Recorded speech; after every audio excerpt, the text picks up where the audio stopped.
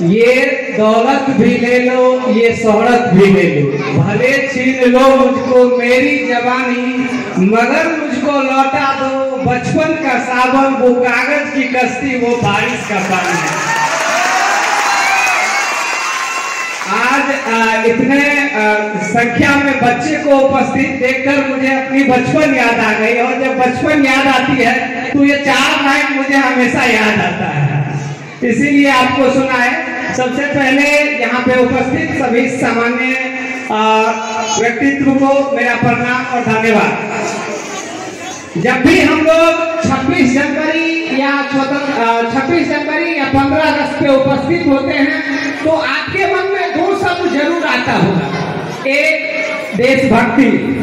और जब आप लोग देशभक्ति सुनते हैं तो आपके मन में क्या उत्पन्न होता है? क्या 26 जनवरी या 15 अगस्त के दिन झंडा फहरा लेना और राष्ट्रगान के समक्ष खड़ा हो जाना ही देशभक्ति है या और भी कुछ है? जब हम इस बात को समझते हैं तो ये सिर्फ उतना कर लेना ही देशभक्ति नहीं है। जब मुझे कोई देशभक्ति को परिभाषित करने के लिए कहता है तो मैं यही कहता हूँ कि चाहे वो हमारे गांव घर के एक किसान हो या चाहे प्रशासनिक स्तर पर एक डीएम हो या मुख्यमंत्री हो, अगर वो अपने कर्तव्य को निष्ठापूर्वक और ईमानदारी से निभा रहे हैं तो वो सबसे बड़े देशभक्त हैं।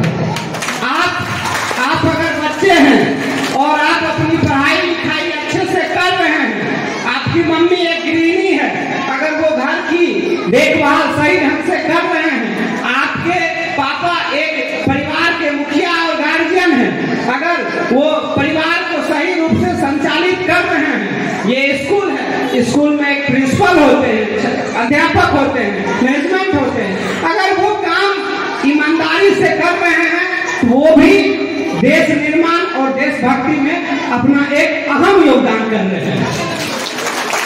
तो कहते हैं कि आंधियों को जिद है जहां बिजलियां गिराने की, मुझे भी जिद है वही आशियां बनाने की, हौसला और हिम्मत आज भी वही है। खड़ा हूं मैं, गिरा नहीं हूं, और जंग अभी जारी है और मैं हारा भी नहीं हूं। तो अभी तो आप लोगों का शुरुआत है, पूरा कैरियर बचा हुआ है आप लोग के सामने में। और जब भी एजुकेशन की बात आती है, when it comes to know about the meaning of education, it doesn't mean you have a ability to write and read. Education का मतलब ये नहीं होता है कि आपको पढ़ना और लिखना आ गया तो आप एजुकेटेड हो गए। Education means all over development की बात होती है।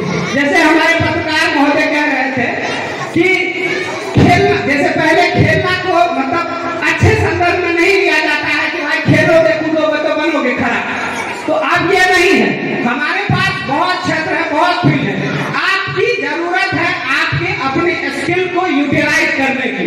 आप जिस क्षेत्र में आगे बढ़ना चाहे, आपकी वो बौद्धिक है, आप में वो क्षमता है, और आपको एक अच्छा मार्गदर्शन अगर मिल जाता है आपकी शक्तियों को, आपके ऊर्जा को सही दिशा में लगाने का, वो स्कूल क्या है? वो स्कूल यही है कि जैसे जब भी बात आती है तो टीचर सबके बारे में बोलते हैं कि टीचर का एक बच्चे में बहुत बड़ा योगदान होता है उनमें कहने के लिए। तो टीचर का क्या है?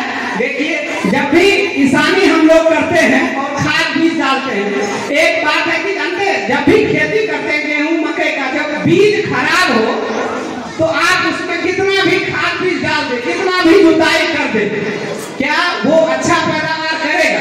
नहीं करेगा। तो वो ये बच्चे जो देख रहे हैं वो बीज है, और स्कूल खाद पानी डालने का काम करते हैं, और अगर बीज अच्छा हो तो पैदावार अच्छा होगा ही।